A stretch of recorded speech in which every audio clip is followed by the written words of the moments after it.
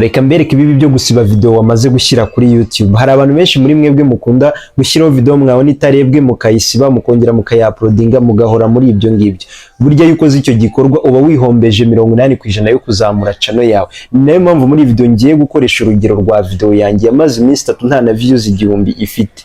Umunsi wa kane byayibayeho nimuza kubibona murumirwa, ngiye kubibereka nkoresheje telefone yanjye, hanyuma mbereke ibyiza iyo video yanzaniye kandi umurongo wayo wari warahereye munsi nta kintu na kimwe kizamukaho, ariko ku munsi wa kane mugiye kureba mwese mwumirwa. Mbere yuko tureba iyo yanjye ndetse mbabwiye ngo nyine muri details nyinshi, reka mbanze mbabwire ibibi byo gusiba video ndetse n'akamaro ka video yawe bwite. Ukuvuga ngo ubundi iyo ufite video kuri YouTube yawe uba umeze nk'umucuruzi waranguye ibicuruzwa akaba ategereje abaguzi. Ni ukuvuga ngo akazi kawe wagakoze neza cyane kuko uploadinze video kuri YouTube. Rero wijya kuyibarira kubera ko n'umucuruzi yaranguye wenda nze ijerekani y'amavuta aricara agategereza umuntu uza kuyitwara, cyangwa se hari ikindi kintu yaranguye, nimba yaranguye microphone aricara agategereza umuntu uri buze kuyitwara. Nawe rero wowe mu YouTube, wowe mu content creator uriho ndeba uyu munsi, iyo wakoze video ukayishyira kuri YouTube umeze nk'umuntu waranguye igicuruzwa ubutegereje bakiriya bari buze kuyireba. Rero wowe ikibazo gikunda gutuma uyisiba, uba wizeye byinshi biruta ibyo uteganyirijwe. Video yigeze kuri YouTube akazi kaba gasigaye n'aka YouTube ndetse n'abayireba. Muba wagakoze kare uyikora neza ushyiramo message ikenewe. Rero ikiba gisigaye ni ukwicara ugategereza, ndetse nta nubwo ugomba gutegerereza iyo video, ugomba guhita ukora indi video vuba cyane ukayishyira kuri YouTube. Muba akazi kawe kaba karangiye ari ako kwa uploading. Rero hari abantu muri mwebwe bakora amakosa, babona ngo itarebwe bakayisiba, ukibaza ngo ese yashakaga ko irebwa n'abantu bangahe. Niyo mpamvu muri iyi video ngiye gukoresha urugero rw'iyi video yanjye nashyizeho imaze iminsi 4, noneho mbereke yatangiye gute, uyu munsi ihagaze gute. Ku munsi wa kane habaye impinduka, nanjye ndumirwa cyane. Hanyuma rero nawe uyu munsi numara kwigira isomo uhita umenya neza ko nta mpamvu yo kongera gusiba video yawe, kuko iyo video ishobora kuzamuka mu minsi iri imbere ikaba ari ikubera akabando k'iyo channel yawe, ukakicubira igahagararira channel yawe, ibintu byose bikajya ku murongo, amasaha ikayazana, aba subscribers ikabazana, ibintu byose bikagira gute, bikajya ku murongo. Reka rero mbere yuko twinjira muri telefone ngo mbereke kamwe ku kandi, reka manze mbibutse ko Twika SMM aribo baduha YouTube channel ziri monetize, bakaduha aba subscribers kuri YouTube, natwe tukagira kimwe mu bisabwa ngo tube monetize, hanyuma bakaduha aba followers kuri Instagram, kuri TikTok, Facebook ndetse n'izindi social media zitandukanye.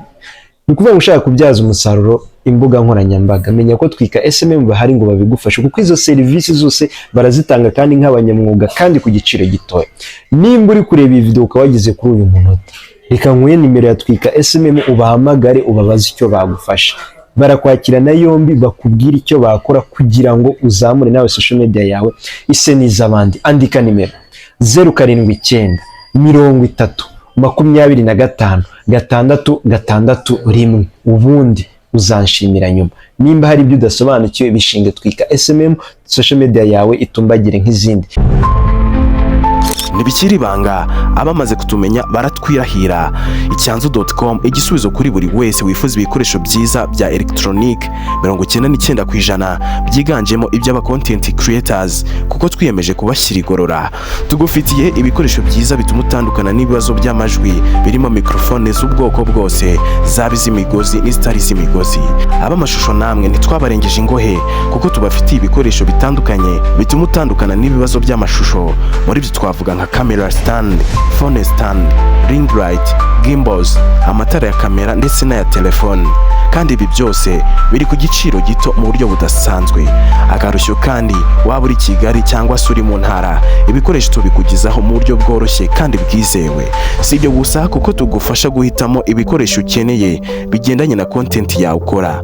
Serivisi dutanga ku Cyanzu.com ni serivisi utasanga hano ndabarahiye.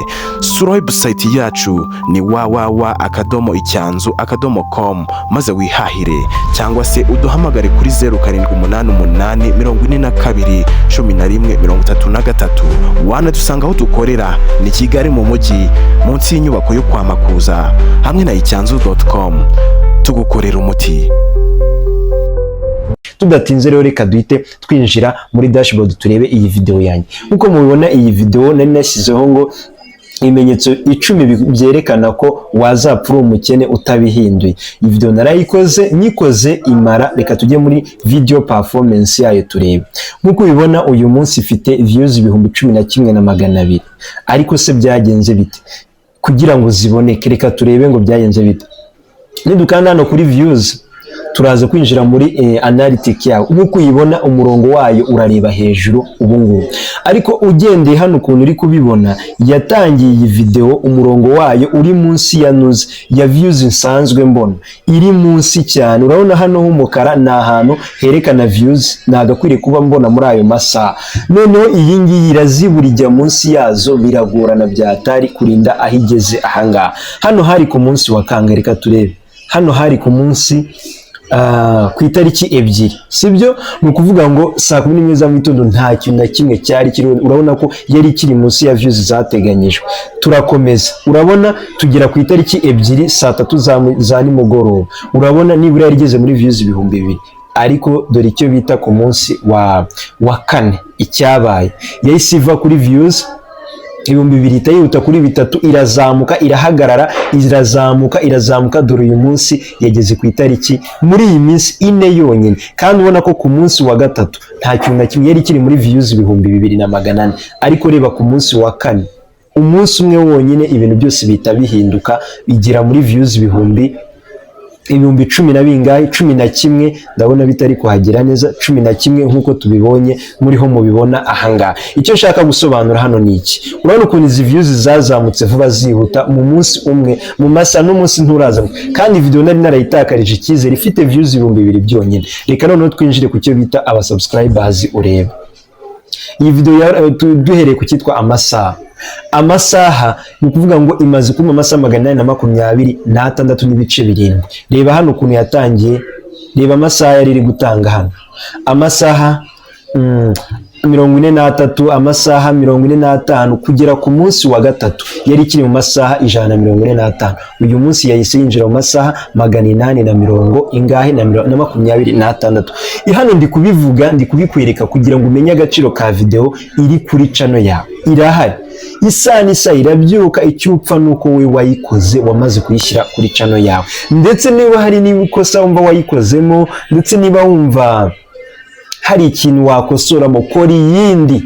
Reka gusiba video yawe iri kuri channel nta yandi makosa arimo. Tujye kuba subscribers. Nkuko ubibona yatangiye, urabona umurongo wayo ukuntu umeze, ugendera hasi, nta muntu n'umwe uri gukora subscribe. Ndakeka ko hano muri mubibona, hano bizamukaho gake, bigeze hano bita bihagarara. Urabibona? Ni ukuvuga ngo icyo bisobanuye, hano nta musubscriber yari ifite.